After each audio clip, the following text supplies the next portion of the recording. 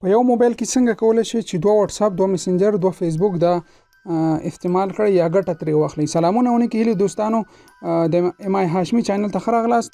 نو په دې ویډیو کې به تاسو ته ښایم چې د واتس اپ څخه چې په موبایل کې دوه واتس اپ یا دوه فیسبوک یا دوه میسنجر څنګه تاسو ګټه ترې اخیستلی شئ.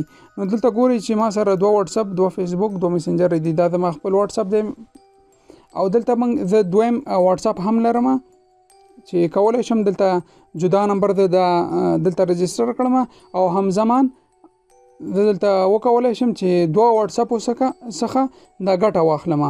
نو دا دوه واتس اپ په همدارنګه میسنجر هم زه کولی شم چې دا یو میسنجر او دا دویم میسنجر ده چې زه کولی شم دویم اکاونټ خپل دلته آنلاین وساتم او خبرې وکړم.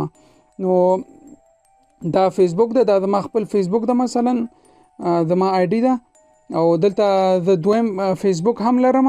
که چېرته وغواړم دویم اکاونټ دلته لاګین شم یا مثلا کوم بل څوک غواړي چې خپل فیسبوک زما موبایل کې خلاص کړي او ګټه ترې واخلي، نو په دې طریقه د هغه کې هم ګټه ترې اخیستلی شلو. نو دې لپاره تاسو ته لنډه طریقه ښایم چې بغیر د انسټالولو د کوم سافټویر یا اپلیکیشن تاسو کولی شئ چې دا د سیټینګ نه تاسو دا ګټه ترې واخیستلی شئ. نو د دې لپاره راځو اول سیټینګ ته، په سیټینګ باندې کلیک کوو. بیا سیټینګ کې مونږ راځو دلته دریم آپشن چې کوم د اپس او نوټیفیکیشن په نوم ده، ګوره اول وایرلیس ده، دوم ډیوایس کنیکشن ده، دریم اپس ان نوټیفیکیشن ده. په دې باندې کلیک کوو. دلته بیا د اخیری نه دویم اپ ټوین په دې باندې کلیک کوو. په اپ ټوین باندې چې کلیک کوو دلته ګورو ما دا اول نه فعال کړی دي، دا اول غیر فعال کوم بندوم. بیا تاسو ته ښایم چې څنګه دا دوه اپلیکیشنونه کار کوي. اوس دا زه بندوم، تاسو ته ښایم چې دا اوس هلته بندېږي، دوه واتس اپ شته او که نسته.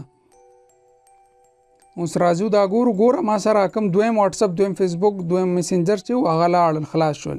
نو په دغه طریقه باندې کولی شو سیټینګ ته راځو، بیا اپس ان نوټیفیکیشن ته راځو او بیا اپ ټوین ته راځو.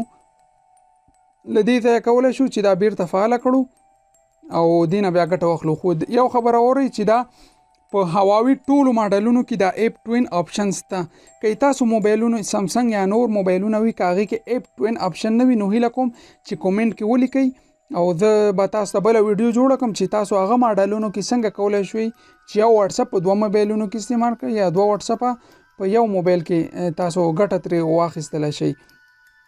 نو دا زمونږ ویډیو ډیره مننه د لیدو څخه. هیله کوم چې زمونږ یوټیوب چینل سبسکرایب او دا ویډیو لایک او شیر کړئ. او بیا هم د تاسو ته ښایم چې دا دوه واتس اپ ما اوس فعال کړل دلته چې هلته مینیو کې راغلي دي او که نه دي راغلي. که نه وي راغلي بیا دلته بیرته راځو، دا بندو آف کوو، بیرته آن کوو.